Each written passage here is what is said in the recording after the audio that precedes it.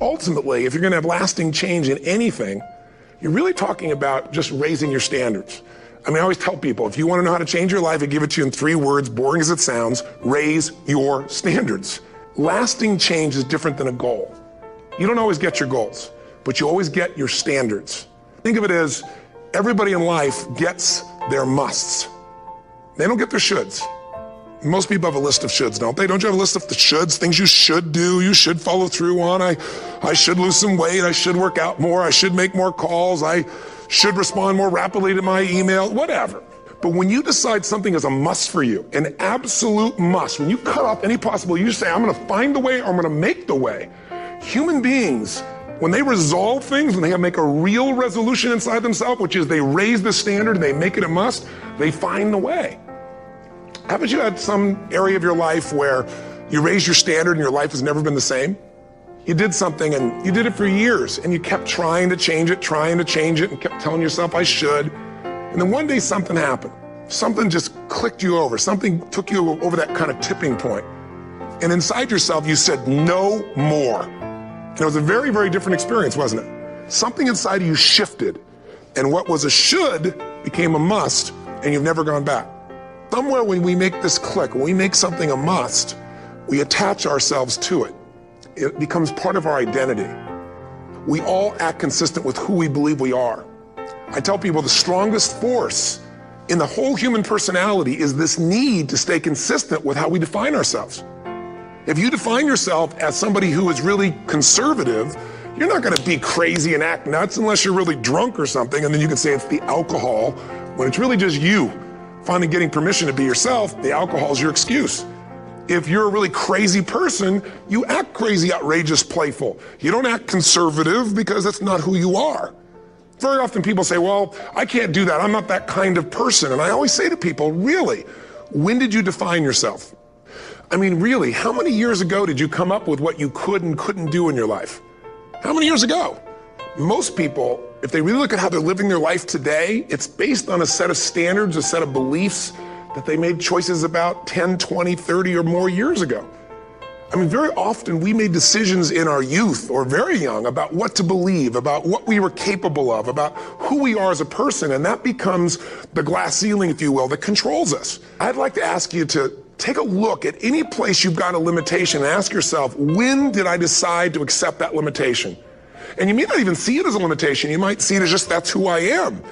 But so often in our lives, we've adapted to be a certain way so that we don't fail or so that people will like us or respect us, but it's not necessarily who we are. Joy comes when you're spontaneous. It's really hard to be truly happy when you're not being yourself. And most of us have no clue who we are. When you start to connect to your true nature, suddenly there's energy available for you to set a higher standard for what you want in your life. That's what this is really all about. And when I talk about standards, when I talk about, shoulds versus musts, think about your own life. I know there have been areas in your life where some point in time you just shifted and you raised the standard and your life changed. Because whatever people have their identity attached to, they live. We live who we believe we are. That's just how it works. A lot of people can live with themselves, look in the mirror and say, I'm okay with being afraid. I'm okay with going on this easy highway over here. The easy highway has all these signs and directions how to get somewhere. And you have to first be uncomfortable with how you feel about yourself.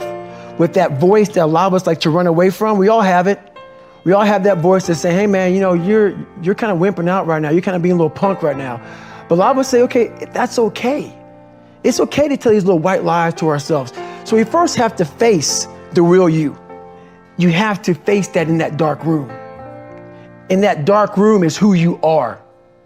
But in that dark room is where you have to create another human being that walks out of that dark room to face who you are. That's the only way you're going to get over all those things. You have to create someone else. Not like you have two different personalities. It is you, but you have to find strength. In the dark room, you face yourself. You realize you want to be better. You realize you don't want to be this weak, insecure person in the world who has all these problems that we all have. We all have. Social media is a great platform to tell you who we want to be, not who we are. So that's where that dark room is. We have a huge frontal lobe, and it's 40% of our entire brain. And most people, when they have a thought, they just think that that's the truth. And I think one of my greatest realizations in my own journey was just because you have a thought doesn't necessarily mean it's true. So if you think 60 to 70,000 thoughts in one day, and we do, and 90% of those thoughts are the same thoughts as the day before, and you believe that your thoughts have something to do with your destiny, your life's not going to change very much, because the same thought leads to the same choice leads to the same behavior creates the same experience, and the same experience produces the same emotion.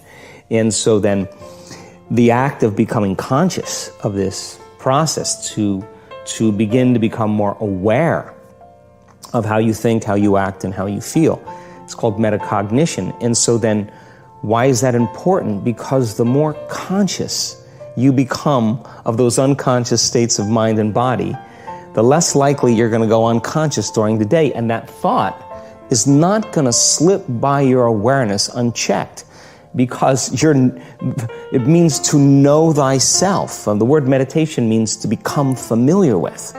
So as you become familiar with the thoughts, the behaviors, and the emotions of the old self, you're retiring that old self. As you fire and wire new thoughts and condition the body into a new emotional state, if you do that enough times, it'll begin to become familiar to you. So it's so important, just like a garden. If you're planting a garden, you got to get rid of the weeds. You got to take the plants from the past year and you got to pull them out. The rocks that sift to the top that are like our emotional blocks, they have to be removed. The soil has to be tenderized and broken down. We have to make room.